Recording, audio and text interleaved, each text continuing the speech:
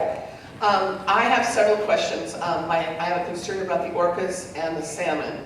And I also have concern about the Attorney General doing several things that are against climate change. One is the Children's Trust and them appealing their lawsuit, as well as the Attorney General going towards the culverts that are also taking away from the salmon. And so it doesn't seem like the Attorney General is going and assisting with us with, it's going against climate change because we need the salmon.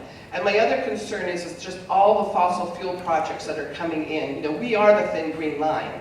And if we say that we're not going to have them, we will not have them, because if the people fight, we win. We've won every single project. So we also have the liquid natural gas thing happening down in down in Tacoma. We've at the tribes, they've said no, we need to honor the trees. But right now, with the LNG thing down there, is they are actually digging. Michaels is digging. We have our own Dakota Access Pipeline happening right now. They're illegally doing they don't have the permits, and they're digging in wetlands and everything. And I don't understand how this can happen, especially when you know your commitment to the environment, you know my commitment to the environment. So I would like to see a moratorium on every fossil fuel project that comes into the state, because we have to save our waters and we have to save our air. Got it. I think the Attorney General's doing some really good work. I don't agree with everything he's done. I didn't agree with his appeal on the culvert decision.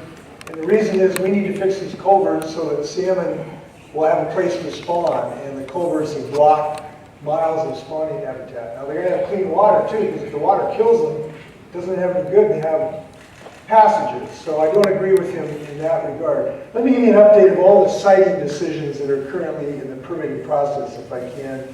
There was a decision, as you know, there was an effort to build the largest coal port export terminal in Longview, and it went through a permitting process, and the state followed the law, because we have to follow the law. We have to follow the law as it is, not as we wish it was.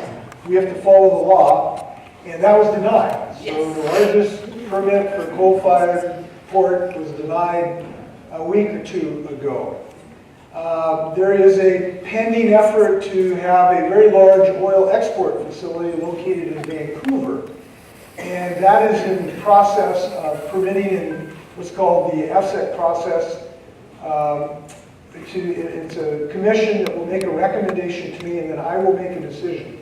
I cannot tell you what that decision is, because I'd be violating the process right now. I will have to review the record, and I will make the right decision. And when I make the decision, it won't surprise you that I will be acutely aware of the science associated with all these issues and the record, because I need to make the decision based on the record, and I will make the right decision. People are frustrated with me that I haven't taken a yes or no position, but I got to follow the law, which is that I will read the record. So that's on that one. The LNG facility is largely largely a county and city permitting issue at this point, not a state permitting issue. Now it's interesting, you said that you believe they're violating the law by having construction already without a permit. When I get back, I'm going to ask somebody about that to find out that situation. And if you will give your name to Stephen or Chase, I'll get back to you when I find out. Got it. We have a question up here.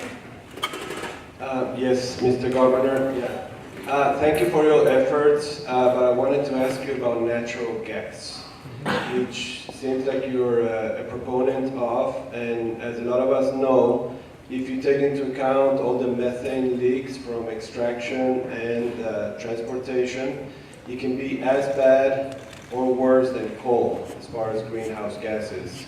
And we also know that 2/3 of all natural gas in the US comes from fracking, which has huge problems. So any support of projects in our state that's going to involve huge amounts of more fracked gas in our state, whether it's the methanol plants in Kalama or the LNG, or just any new power plants out of gas, is a problem, and we have to address that.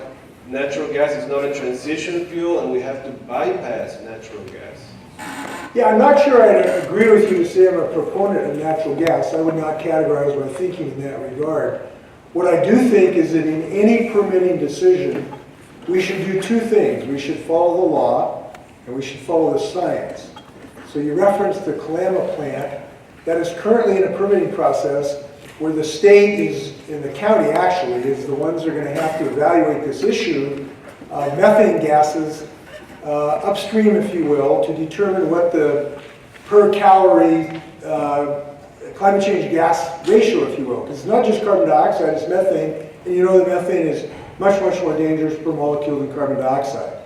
So I can tell you that we're going to do everything humanly possible to assess the science of that issue, to make a decision under the law and the science on that subject. And we're in the middle of this.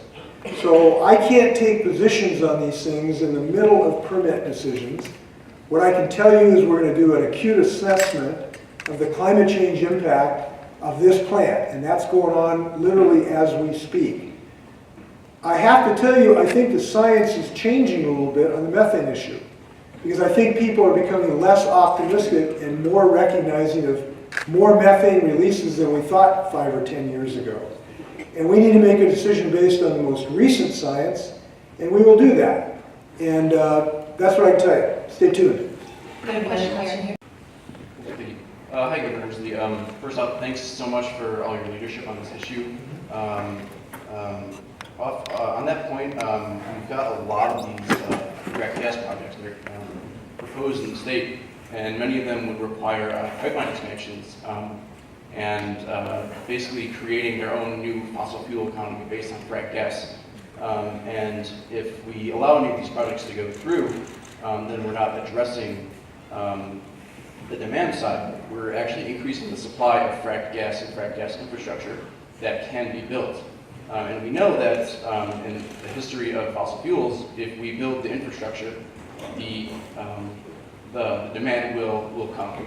And I'm worried that building these projects and allowing these projects to go through, including the Tacoma one, which is, the Puyallup tribe has issued a cease and desist order to Puget Sound Energy, which they are not respecting, and continue to construct the facility despite that order, legal order. And I mean, these, what are your thoughts on that? Well, my thoughts are, first off, as I've said, this is a county and city permitted issue, not a state one. So this is not in the state permitting pipeline at the moment. It's a state and city, or county, excuse me. It's a city and county decision and permitting at the moment. I agree with your assessment that you don't want to lock yourself into infrastructure that's going to be there 50 years and will essentially expand fossil fuel and lock you into that. We do not want to get into that mindset or make those kind of decisions. But, and you may not want to hear this, but I'm going to tell you because it's one thing I think worth thinking about. I do think there may be circumstances where it is better to have natural gas than diesel, even if they have the same climate change footprint. So even if you concluded that natural gas is the same as diesel, no better, or bunker oil, it may be better for other reasons, and there may be no other alternative. Now, I've been advised, and I've got deeply into this, because again, this is not my permitting authority, that the freighter traffic from here to Alaska has to stop using diesel by federal law.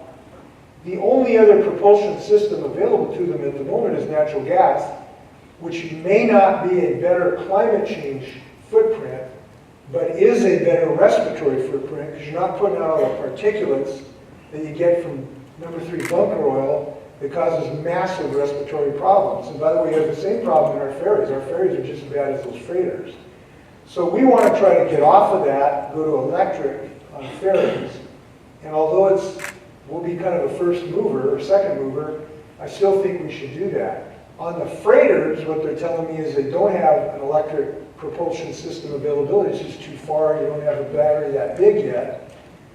So I'm not speaking about the permitting decision, but it is something we're thinking about. So what I guess I'm saying is, somebody said I'm a proponent of liquid natural gas. I wouldn't categorize that, but I would say I would not eliminate it if it is the only alternative and you get other benefits. Now that's arguable. I'm sure people make arguments about that. So that's just a comment.